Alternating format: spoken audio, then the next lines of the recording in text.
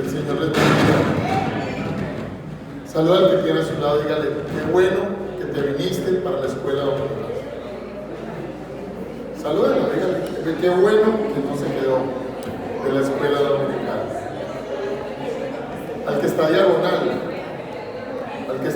atrás, diagonal al frente, al que está en la otra fila, dígale, Dios te bendiga. Qué bueno que te viniste para la escuela dominical. Y al nombre de Jesús. Gloria al nombre de Jesús. Vamos a abrir las escrituras en el libro de Mateo. Mateo, capítulo 28, versos 5 al 7. Mateo, capítulo 28, versos 5 al 7. Como todos tengan, nos ponemos en pie en reverencia a la lectura de la palabra. Mateo, capítulo 28, versos 5 al 7.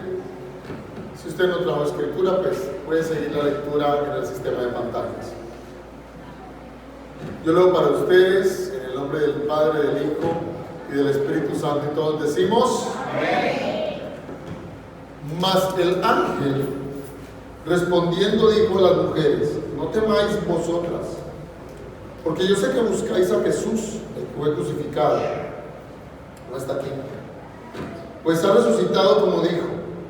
Venid, ved el lugar donde fue puesto el Señor, e id pronto y decid a sus discípulos que ha resucitado de los muertos. Y he aquí, va delante de vosotros a Galilea, allí le veréis. He aquí, os lo he dicho. Padre, muchas gracias por tu amor, por tu bondad, gracias por tu presencia, por tu misericordia.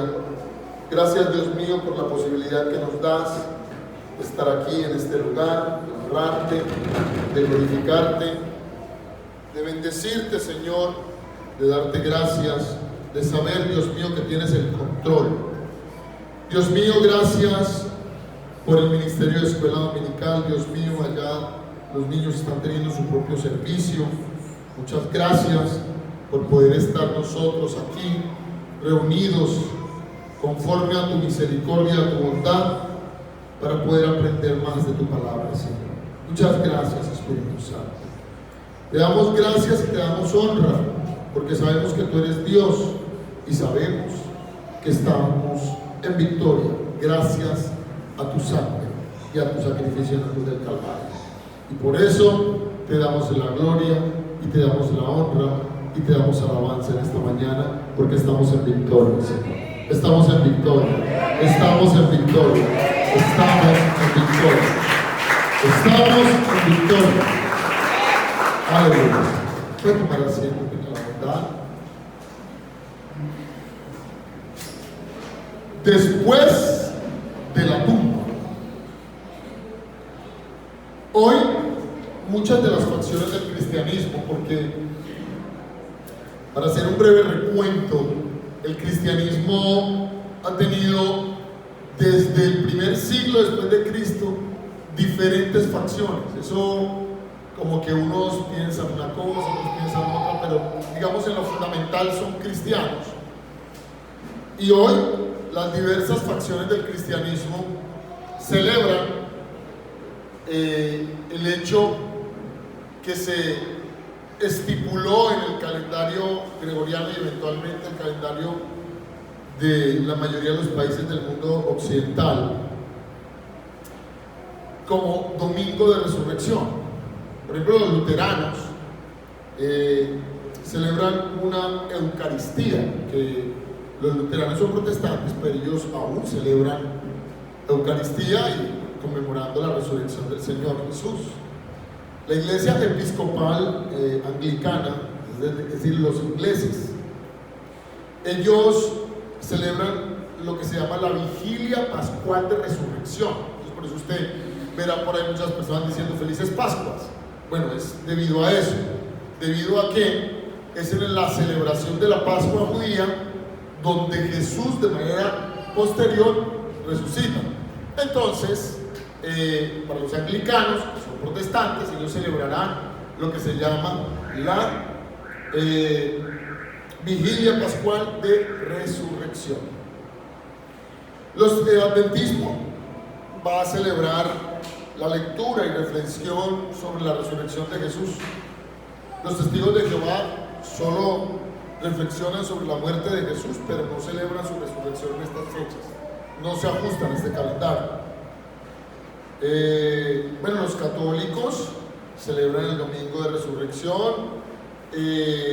Los santos de los últimos días celebran un servicio bajo el tema en todas las congregaciones que se llama Regocíjate en Jesucristo.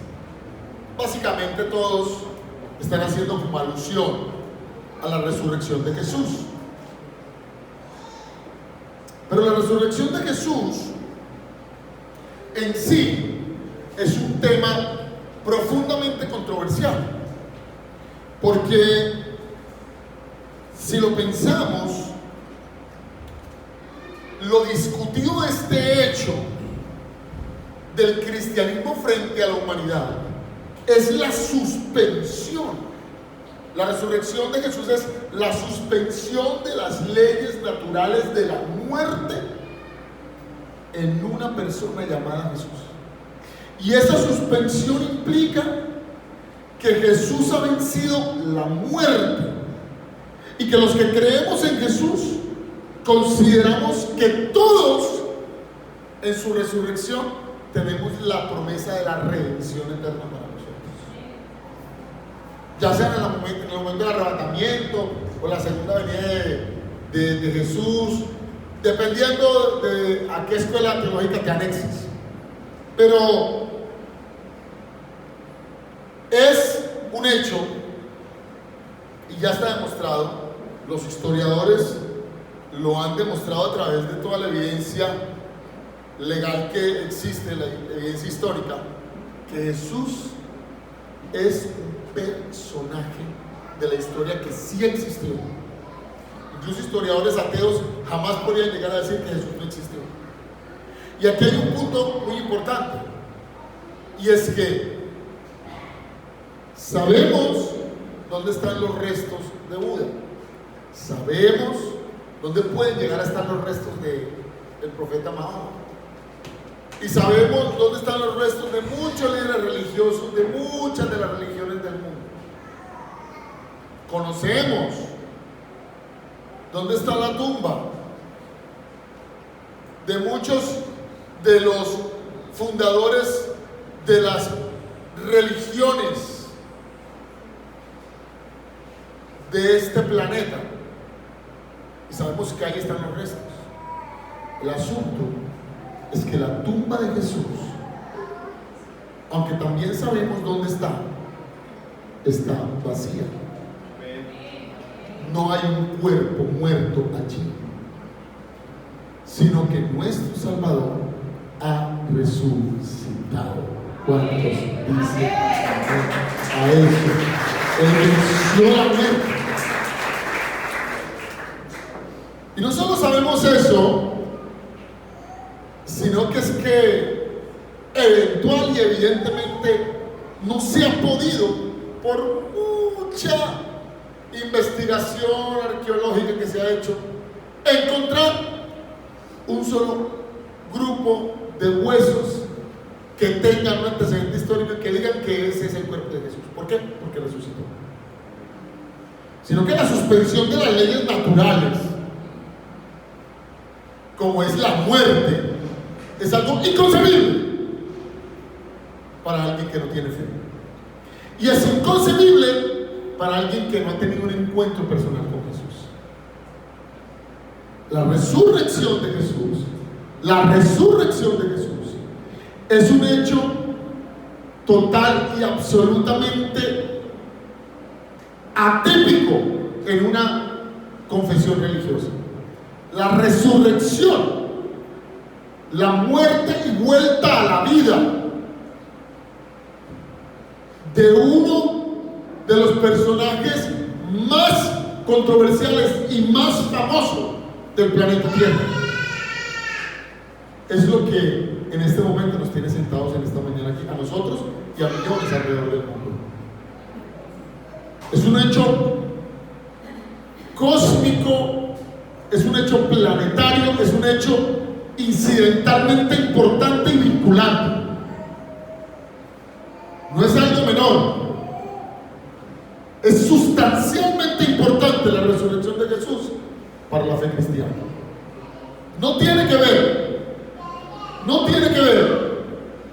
con que nosotros hayamos hecho una promulgación basada, como en su momento los sacerdotes judíos y los soldados romanos querían hacer creer, que era que los discípulos habían robado el cuerpo o que los discípulos habían escondido el cuerpo. No se pudo comprobar nunca.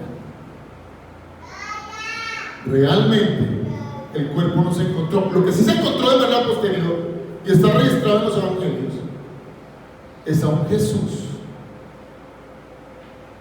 que caminó después de muerto durante varios días, durante decenas de días, con sus discípulos y con los apóstoles. Y el registro de sus instrucciones, de cómo se les apareció en Emaús, de cómo se les apareció estando ellos reunidos, de cómo se le apareció, dice la escritura, que a más de 100 personas, y que muchos lo vieron ir al cielo y dejaron un registro escrito de eso. No cabe duda de que algo sobrenatural sucedió con Jesús. No cabe la menor duda. Ahora bien, el punto es que en la muerte y resurrección de Jesús existe un elemento muy importante. Cuando yo leía esto, yo me ponía a pensar que en el mismo acto hay un hecho positivo y absolutamente fenomenal sobre las enseñanzas que Jesús dio y que en su muerte y resurrección continuó dando a los que después leeríamos los santos evangelios. Cuando Jesús fue camino a la tumba, su cuerpo que había entregado el Espíritu al Padre, pasó algo interesante. Vamos a leerlo y es lo primero que aprenderemos en esta mañana. En Juan capítulo 19, del verso 38 al 41, miren lo que dice. Después de todo esto, José de Arimatea, que era discípulo de Jesús, pero secretamente por miedo de los judíos, rogó a Pilato que le permitiese llevarse el cuerpo de Jesús, y Pilato se lo concedió. Entonces vino y se llevó el cuerpo de Jesús. También Nicodemo, el que antes había visitado a Jesús de noche, vino trayendo un compuesto de mirra y de aloes, como 100 libras. Tomaron pues el cuerpo de Jesús y lo envolvieron en lienzos con especias aromáticas, según es costumbre sepultar entre los judíos.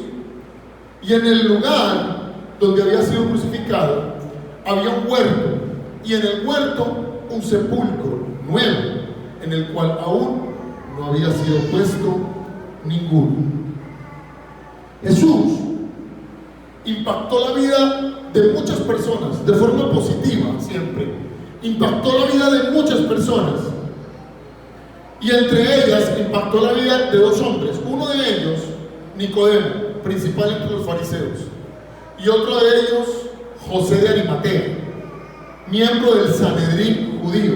Sanedrín judío era el consejo de 70 ancianos y personas importantes que tenían la misión de gobernar y de delimitar las acciones y destinos de la religión y la organización civil propia cultural de los judíos, el Sanedrín. Y José de Arimatea no había estado de acuerdo con la crucifixión de Jesús. No dio su voto, porque el Sanedrín se reunió para esto, para hacerle un juicio injusto a Jesús, y eventualmente lo condenaron a muerte y se lo llevaron a Pilato. José de Arimatea no, por miedo a los judíos, lo seguía en secreto, igual que Nicodemo, que seguía a Jesús en secreto. Si lo pensamos, tanto el Sanedrín judío como los fariseos eran enemigos de Jesús. y es muy interesante, que sean precisamente alguien del Sanedrín y un maestro de fariseos los que se hagan cargo de su cuerpo. Es muy interesante. Aún en su muerte, Jesús tuvo quien lo atendiera, y Nicodemo y José de Arimatea se hicieron cargo de lo que ninguno de sus discípulos hizo, ni tenía recursos, bueno, excepto Leví, Mateo, que había sido publicano. No sabemos el estado económico de Leví después de la muerte de Jesús. Pero nadie tenía, entre ellos, la capacidad económica de hacer lo que hicieron estas personas. 100 libras de mirra, carísima. ¿Recuerda usted que uno de los regalos que le dieron a Jesús recién nacido fue oro, incienso y qué más? Desde niño, desde bebé, estaba destinado para la muerte. Estaba clarísimo. Oro, que es lo que se le regala a un rey, incienso, que son aromas, y mirra, que son especias para embalsamar muertos. Eso es lo que le van a hacer a Jesús. 100 libras, dice que llevó. Eso es mucho dinero, porque son especias costosísimas para el tiempo de Jesús. Muchísimo dinero. Valían 100 libras de especias.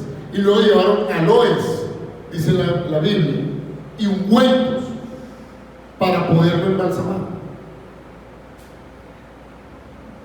En el momento más aciago de Jesús, su cuerpo recibió una sepultura digna de un rey.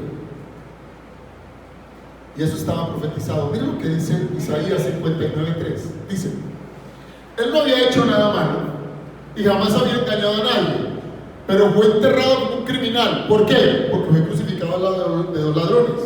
Es lo que dice la Biblia. Fue puesto en la tumba de un hombre rico, porque dice que la tumba estaba cerca de un puerto donde se sembraba, y que nadie había sido puesto ahí. O sea, era una tumba nueva, y era de propiedad de José de Arimatea, y ellos la pusieron a disposición del cuerpo de Jesús. Era una tumba de gente rica, y lo enterraron como un rico, pero fue crucificado entre criminales. Isaías ya lo había profetizado, y eso fue exactamente lo que pasó. ¿Por qué? Porque la palabra de Dios se cumple a pesar de la circunstancia que estemos viviendo. Jesús muerto y las promesas sobre él todavía se seguían cumpliendo. ¿Sabe una cosa? Dios, en los momentos más dolorosos de nuestra vida, cuando parece que estamos solos, sin alternativa, usa a las personas menos esperadas, a las fuentes menos probables, para traer auxilio y socorro a quienes sufren por su causa. Voy a decir, a ver si alguien lo cree en este auditorio. Dios, en medio de las situaciones más aciagas y más dolorosas, más absolutamente negativas y contrarias a nuestros proyectos y a nosotros, Dios se vale de personas y circunstancias inesperadas, inusitadas y poco probables para bendecir a los que sufren por su causa, para bendecir a su pueblo, para bendecir a su iglesia. Siempre es así, siempre es así, siempre.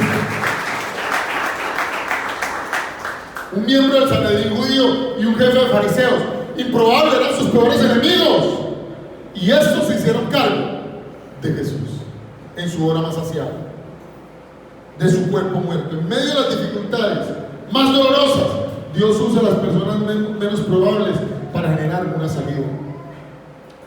Siempre es así. Cuando Elías estaba en su proceso doloroso de huir, no le llevaron las personas, sus discípulos o los que lo admiraban, comida. Quienes le llevaron comida fueron los cuervos. Las personas menos probables son aquellas que Dios usa para bendecirte en momentos de dificultad. Siempre es así. En la muerte de Jesús, el Señor nos enseña que de donde menos esperamos, Dios se provee de un cordero para el sacrificio. Siempre es así. En Estados Unidos, una iglesia que se llama Cottonwood, el pastor principal era Baines Conley, ahorita es su hijo, Conley Jr. Y ellos en un momento tuvieron un crecimiento muy importante en números y debieron haberse mudado para otro lugar. Al mudarse para otro lugar y haber negociado la propiedad, la adquirieron, pero cuando iban a comenzar el proceso de adjudicación titular, y aparte de eso, la construcción, inmediatamente se opuso el Consejo de la Ciudad. Y el Consejo de la Ciudad estaba lleno de personas que estaban en desacuerdo con la construcción de esa iglesia y que pensaban que eso era mejor para un escenario deportivo. Y comenzaron ellos a padecer. Recurso tras recurso, documento tras documento, a aportar, enfrentaron una demanda de la ciudad porque no les permitían hacer la iglesia. No se las permitían porque tenía vías de acceso que eran importantes y entonces iban a generar congestión los días de servicio. Aparte de eso, se opusieron a la construcción por la intermitencia y por la terrible circunstancia que generaría la construcción de eso en el ingreso a la ciudad. Después de haber comprado el bien, después de haber, el pastor Bailes decía, no teníamos manera, no sabíamos qué hacer. La demanda prácticamente la habíamos perdido y quedaba a votación del consejo y el consejo estaba en nuestra contra. Empezamos a orar, dice el pastor Bailes. Y cuando comenzaron a orar, él en su testimonio cuenta de que la preocupación que tenía comenzó a disiparse y comenzaron a salir anuncios por el periódico, por la prensa local, de que la iglesia estaba perjudicando a la ciudad y había muchos periodistas en su contra y fue una seguidilla de publicaciones antes del día de la votación del consejo. En las cuentas que él había hecho, había un desfavorecimiento de más del 50% y que se determinaba por 2 votaciones, por 2 votos, que eran personas que jamás estuvieron expresando a favor de la iglesia, que jamás, 2 del consejo que jamás expresaron apoyo al proyecto de construcción, siempre estuvieron en absoluto silencio esperando la votación final para adjudicar la construcción y la titularidad del bien para la iglesia. El día de la votación, efectivamente, sus detractores votaron en contra y al momento de decidir, increíblemente, esos 2 que nunca se pronunciaron a favor de la iglesia votaron a favor de la iglesia y la iglesia pudo ser construida. ¿Sabe qué es lo interesante? Que después él se reuniría de manera posterior con estas 2 personas y les preguntaría que, al decirles gracias por la votación, ¿por qué votaron a favor? Y nosotros no somos religiosos, no estamos profesando ninguna fe, no necesitamos apoyo de sus fieles para continuar en nuestra carrera política. Votamos así simplemente porque quisimos votar así, porque no teníamos una sola razón para oponernos de forma irracional al proyecto y porque el día de la votación nos acordamos que en una ocasión, cuando nosotros tuvimos problemas legales en su iglesia, unas personas oraron por nosotros sin nosotros pedirles oración y tomamos la decisión de votar a favor. De la forma más inesperada, en el momento más deseado, el Señor se armó de sus piezas claves para bendecir a toda una congregación. En el momento más difícil de nuestras vidas, el Señor va a encontrar la persona, va a encontrar la circunstancia, va a encontrar la relación, va a encontrar el momento, va a encontrar la circunstancia en la que serás bendecido. Incluso de personas que tú no esperas. Siempre es así. Dios se armará de un José de Arimatea y de un Nicodemo que te tienda en la mano. No pasa. Siempre sucede de esa manera. Siempre Dios tiene sus cuerpos para traernos provisión en el momento de dolor. Lo segundo que aprenderemos en esta mañana es que todos, de alguna manera, tenemos algo que queremos en una tumba. Salmo capítulo 34, verso 19, miren lo que dice. Muchas son las aflicciones del justo, pero de todas ellas le librará Jehová. Todos tenemos un proyecto personal, todos tenemos algo que queremos, algo que no pasó, algo que no sucedió.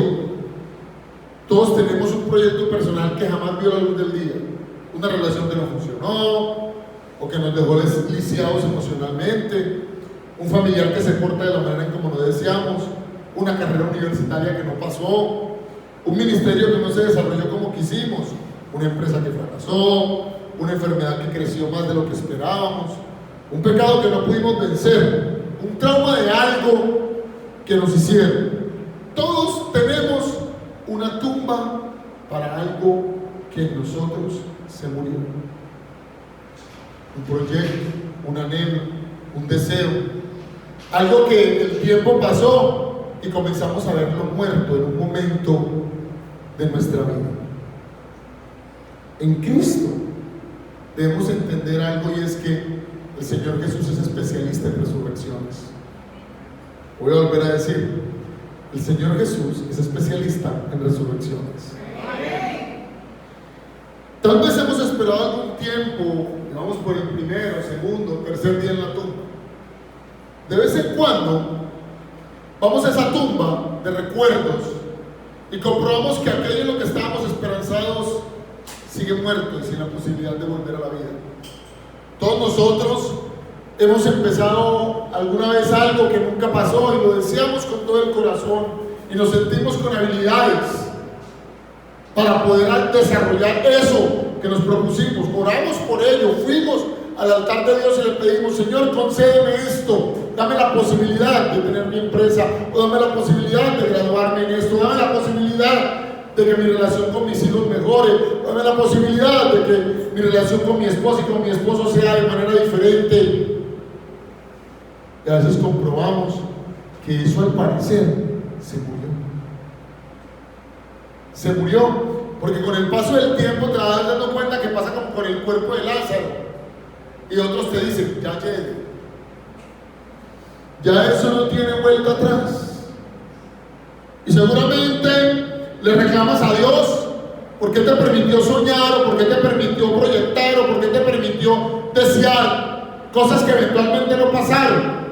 Y el desgaste emocional que genera una frustración. Porque una cosa es hablar de la frustración y otra cosa es estar frustrado. Y ver en la tumba nuestros sueños. Y ver que no es posible conseguirlos. Que nos hemos hecho viejos o que nos hemos alejado mucho de la posibilidad real de desarrollar un proyecto. Y decimos: Señor, ¿por qué? Y lo peor de todo, vemos que a otras personas sus proyectos sí se les dieron y que a nosotros no. Y mucho peor, comprobamos que otras personas, los que se le dieron los proyectos, son personas que obran mal, son personas que andan en pecado, haciendo cosas que desagradan a Dios, así como Pilato y como Herodes, que estaban vivos, regodeándose en el poder, mientras Jesús, que hizo las cosas de la forma correcta, iba a la cruz. En ocasiones nos hemos sentido nosotros así, que otras personas obran mal y les va bien, y que nuestros proyectos, mientras nosotros obramos bien, están en la tumba. Y nos hemos sentido incluso un poco decepcionados con Dios, diciéndole: Dios, ¿y entonces qué? Y le preguntamos así tipo antioqueño: ¿y lo mío qué? ¿Y dónde está la mía?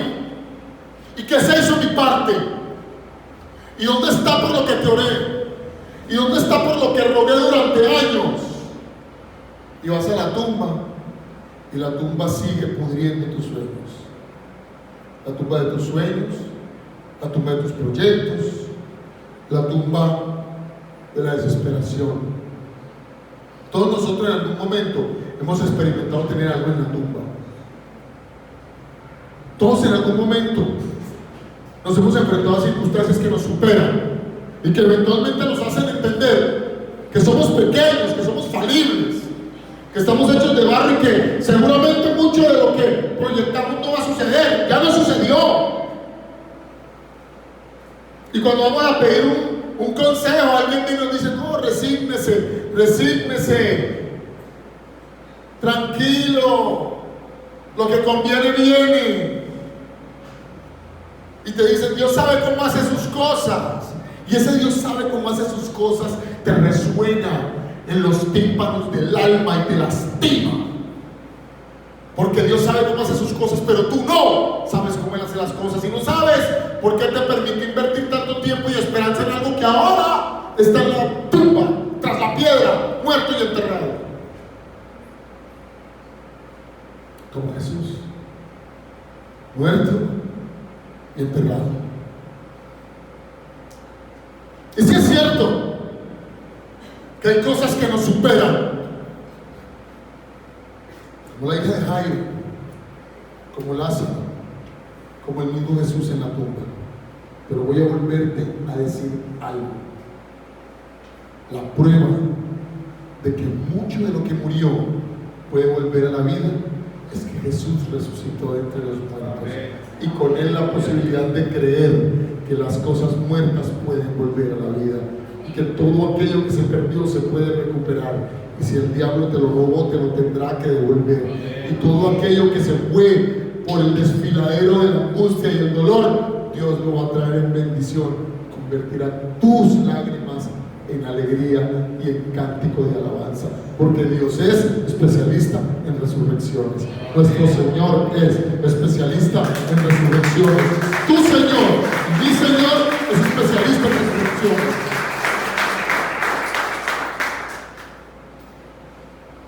Y seguramente muchos de nuestros sueños,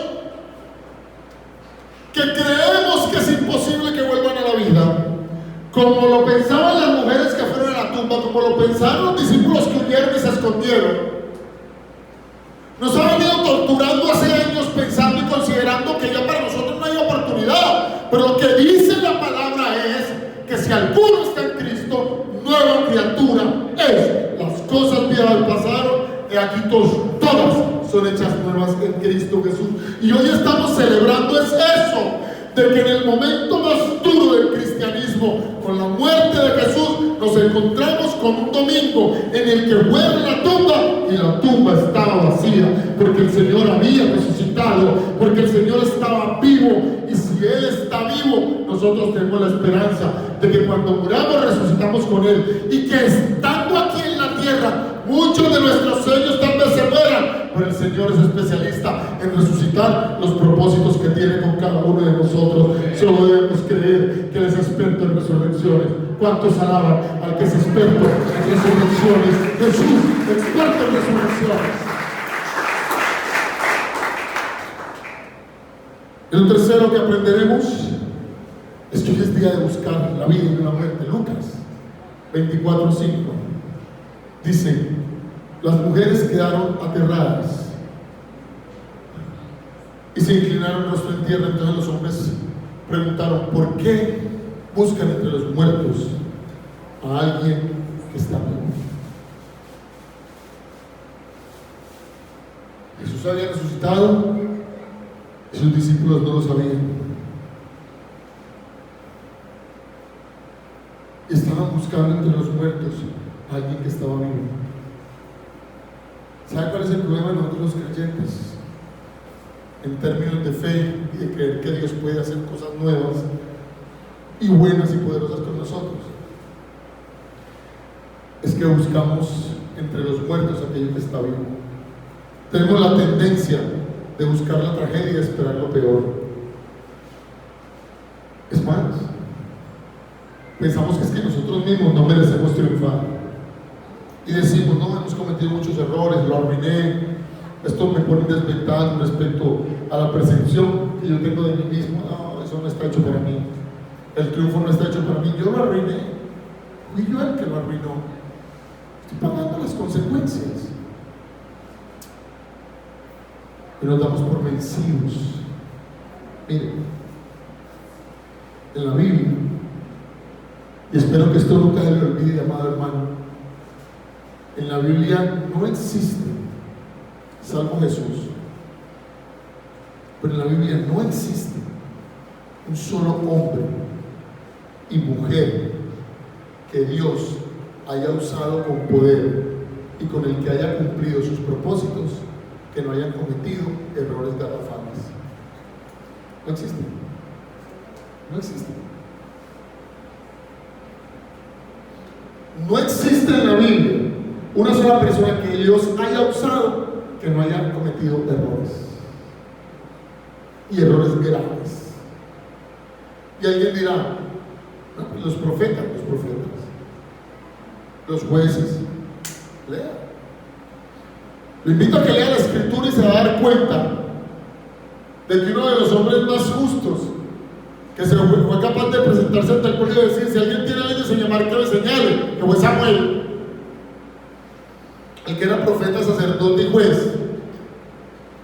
Él decía sí, pero fue incapaz de criar bien a sus hijos. Y en sus narices, sus hijos hacían exactamente lo que hacían los hijos de Eli, por lo cual Dios desechó a Eli.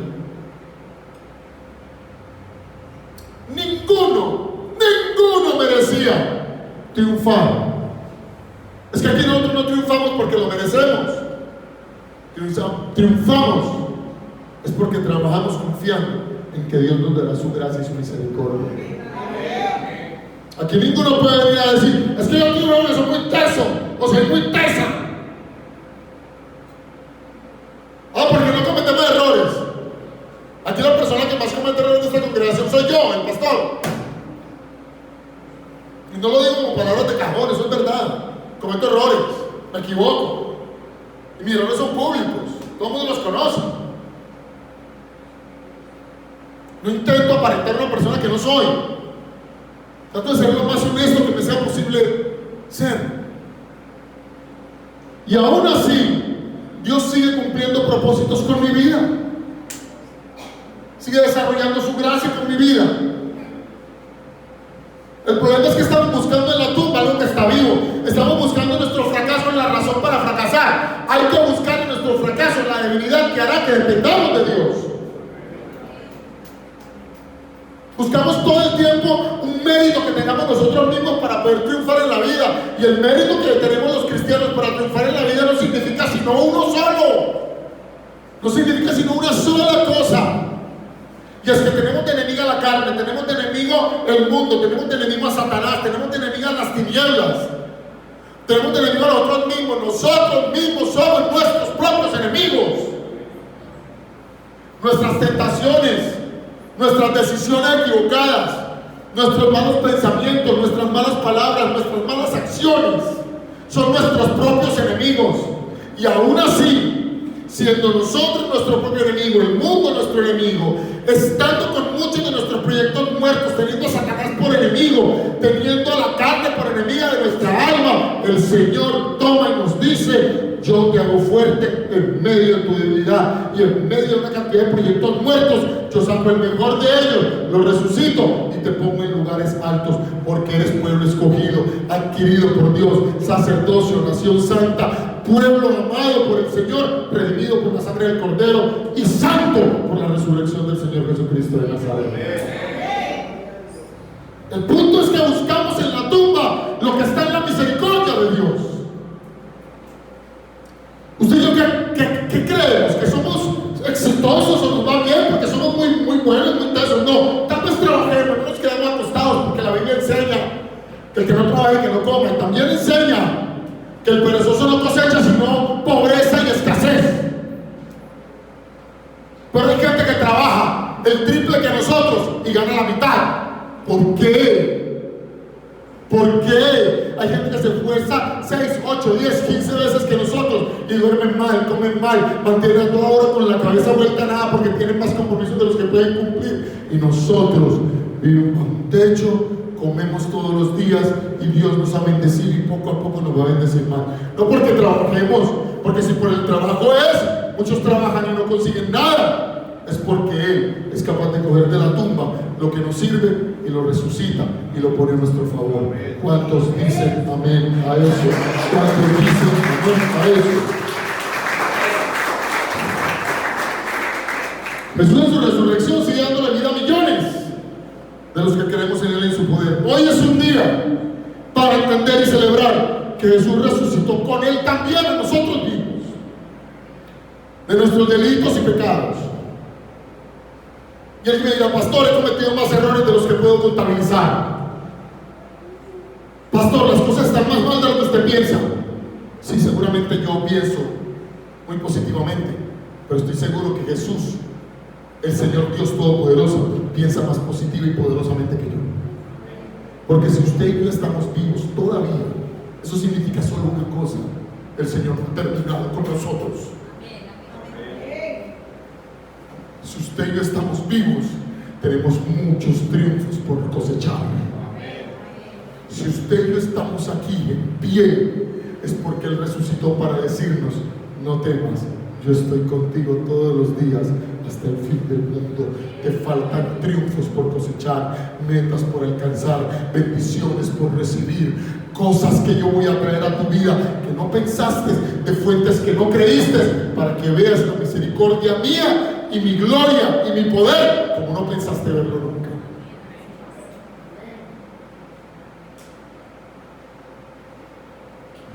Dios sigue teniendo misericordia. Dios sigue teniendo misericordia. Y nuestros pecados han sido perdonados por esa misericordia.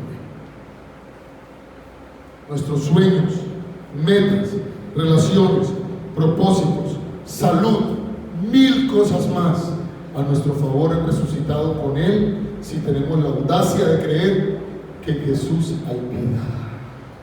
¿Cuántos sabemos que en Jesús hay vida? ¿Cuántos saben que en Jesús hay vida? ¿Cuántos saben que en Jesús hay vida? En Jesús yo tengo vida y mis proyectos tienen vida.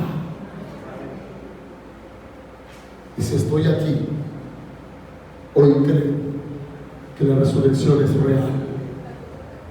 Hoy creo que en su resurrección tengo vida. Hoy creo que en su resurrección vivo yo y viven las cosas que mis errores y el enemigo habían puesto en la tumba. Hoy Cristo vive en mí y yo vivo para Él. Hoy creo que en su resurrección muchos de mis proyectos, de mis metas que se truncaron por los errores que cometí, que llegaron a la tumba por las decisiones que tomé, hoy el Señor lo resucita. Y si tú lo crees, cierra tus ojos y di amén. Hoy creo que resucita, no solo el Señor que ha resucitado, sino que resucitan mis metas. Hoy resucita con el Señor la vida eterna en mi vida. Hoy resucita en mí los propósitos divinos del Señor. Hoy resucitan en mí todos y cada uno de los propósitos del Señor. Dele gracias a Jesús.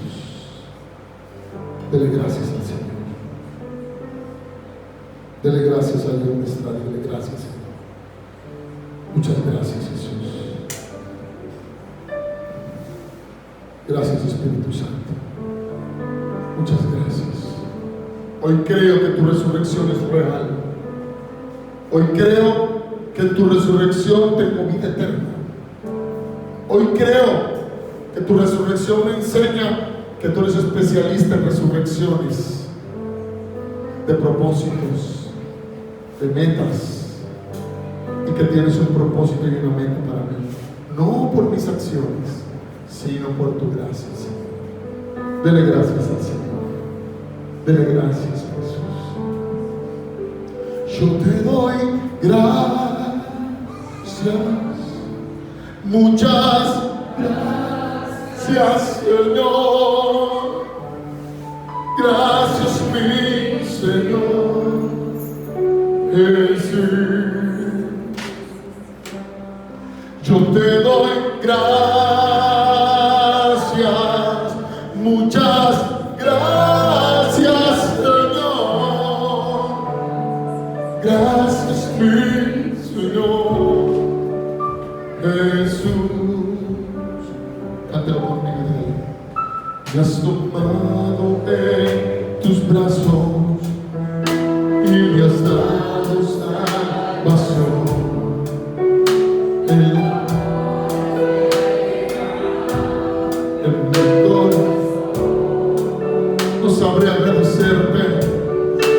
sabré. Lo que has hecho por mí, lo que has hecho. Solo puedo darte ahora, puedo darte ahora mi canción. Y hoy juntos te decimos, Señor, te doy gracias.